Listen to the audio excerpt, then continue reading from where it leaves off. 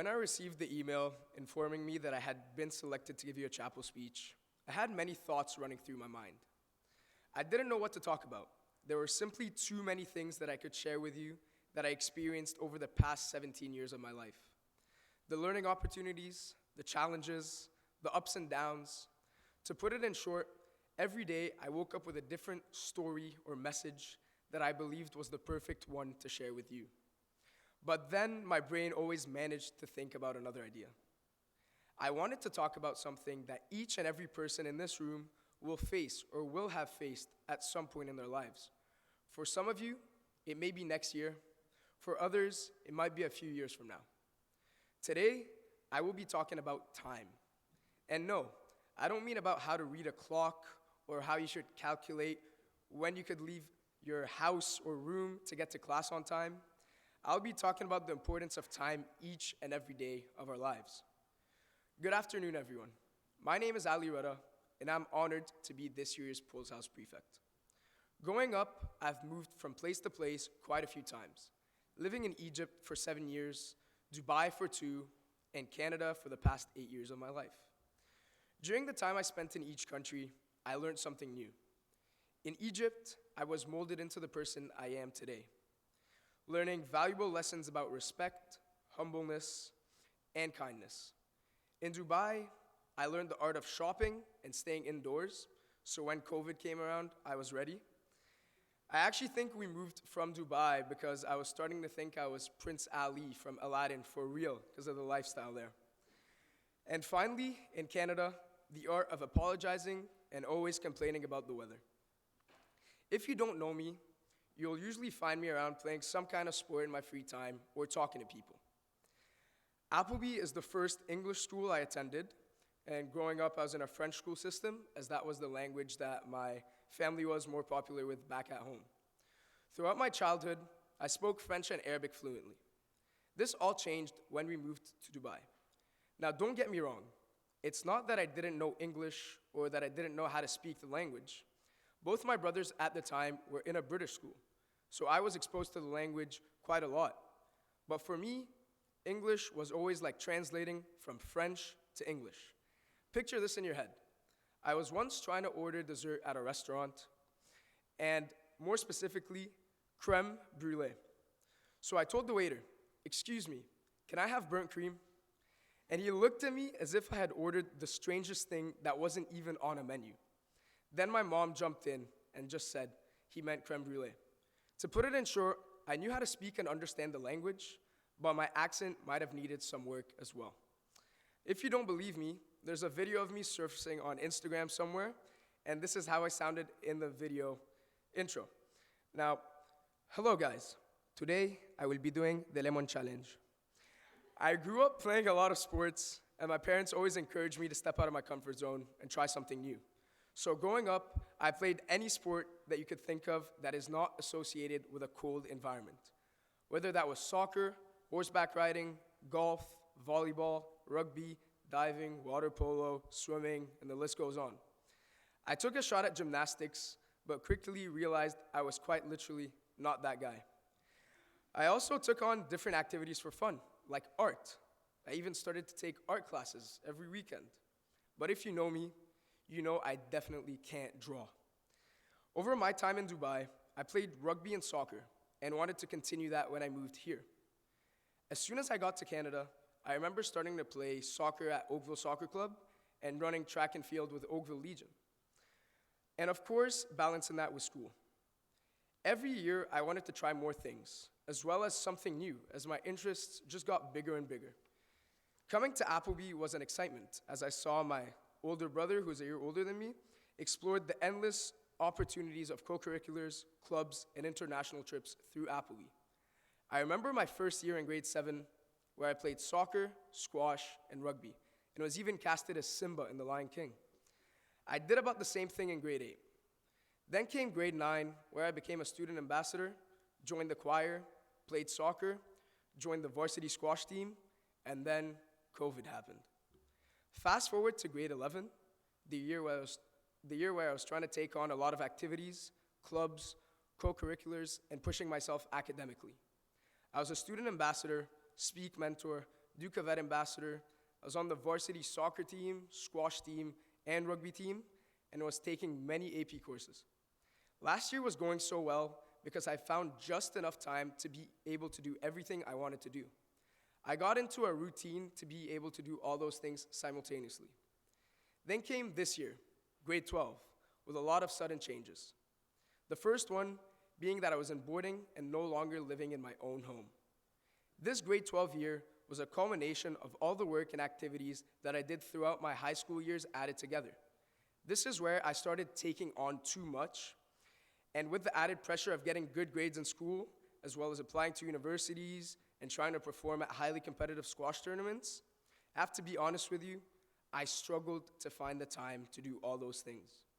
I remember when I asked prefects from previous years their experiences while being a prefect and the workload, they always replied to me, or most of them at least, would say, it's a bit of work, it needs time and effort. I always took this as a challenge. Every time a prefect would tell me something like that, I'd be like, if I'm a prefect or if I get that position, I'm going to be able to handle it because I was handling all those things in the previous years and still doing good in all of them. When I became Poles House prefect and had to deal with all the things that comes with it, this was not the case. Throughout the first few months of school, I struggled with organizing myself and putting 100% effort into everything I was doing. I had to balance being a prefect, do university applications, train hard for big squash tournaments, and remain social in life. For the first time in my life, I felt like everything was collapsing, and that is simply because I didn't have the time. This experience turned out to be a blessing in disguise for me, as it has taught me valuable lessons that will be useful to me in the future, and maybe, I guess, throughout my life.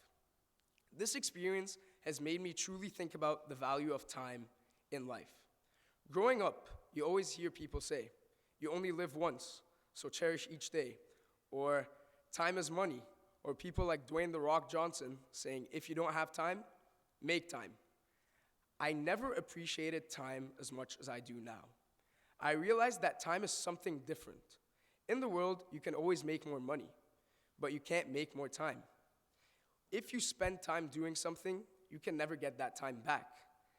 You can make more time if you choose not to sleep, and then that will take away from your sleep schedule. But you can never get time back. Time is something that should be cherished and used wisely. And as we grow, we become wiser and start to balance our time more efficiently by taking into account workload, verbal or familial commitments, and all other things. It is all a careful calculation of just how much is enough to keep us living harmoniously. When you add too much, you get to a tipping point and must balance yourself again. This applies to many stages in life, whether that is in school, university, at work, or even beyond that, when you get older and start to retire. Now, before I share a few things I have learned in the first few months of school, I want to ask you, everyone in this room, I want to ask you guys a question. How many people in this room today believe that they could multitask or do a lot of things at the same time? There's definitely many of you who truly believe you can, and some of you may do it better than others. But unless you go to Dr. Wolfenden and pass her "Do you know how to multitask" test, you'll have to say you can't. Like many of you, I believe that I could do everything at the same time and that I was excellent at doing that. I took on Dwayne Johnson's mindset, as if I didn't have time, I would make it. But sooner or later, I realized that I ran out of time to make. It got to the point where I realized that my body needed rest and time to recover, and that taken away from my sleep schedule eventually catches up to me. The biggest thing that I didn't necessarily learn but was reminded of this year was the importance of honoring a commitment. Whether that was to a person, a team, a community, an organization. In short, when you make a commitment in life, you have to keep and uphold that commitment, no matter the circumstances. I'll use soccer for an example. If you join a team sport like soccer, you instantly made a commitment to all the members of that team and coaches that you will be there day in, day out, giving your best at all times. If you're not there because you committed to too many things and no longer have a lot of time, I say you reflect, assess your priorities, and honor that commitment by making a responsible decision, whether it is to best to remain on that team or leave in order to give someone else a chance to give their best in that position. Now, staying on the topic of soccer, during this year's varsity soccer season, all of us were reminded by Mr. Walker that in life, we all have choices, and that it is the choices we make that shape our lives. Some choices could lead us directly to where we want to see ourselves or wanting to go in life, and others could take us the complete opposite way. This is truly something that resonated with me and could be applied to balancing time. As in life, we are presented with options every hour, every minute, and every second. It is what we do with these choices that molds us.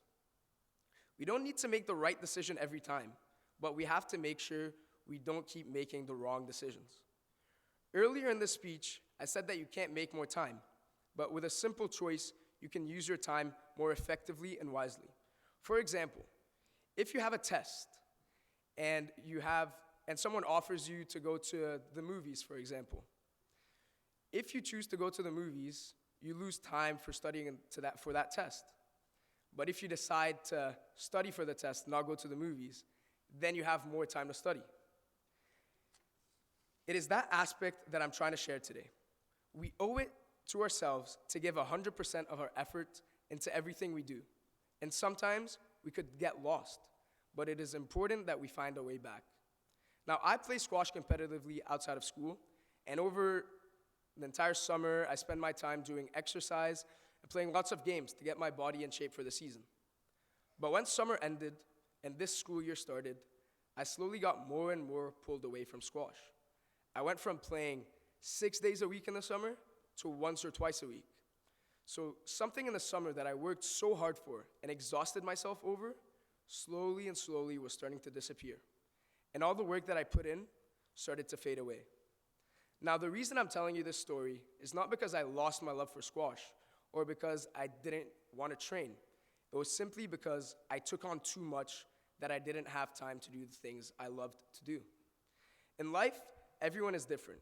We all have different routines, different systems to deal with things, but something we all share with each other is the will and drive to do the best we can in everything we try to do. Sometimes you get lost in the maze of life and have to find yourself back. This could be at your own pace. This could be with the help of people by reaching out to someone, for someone to support you, whether that's your friends, family, teachers, or the guidance department. The things that happen to us in life will only make us stronger for the next challenge. For everyone in this room today, there's a lot that we could work on so that we could be better in the future. For all the S1s, I would like you guys to think about next year in leadership positions and what you would like to accomplish. For all my peers in S2, think about the challenges and adventures that you'll have in university. If I want you guys to remember anything from my speech today, it's that we owe it to ourselves to give 100% effort into everything we do and to present our best selves forward. And that comes with a responsibility to ourselves to find our balance and tipping point so we could live our lives harmoniously. Thank you. Please rise and sing hymn 423.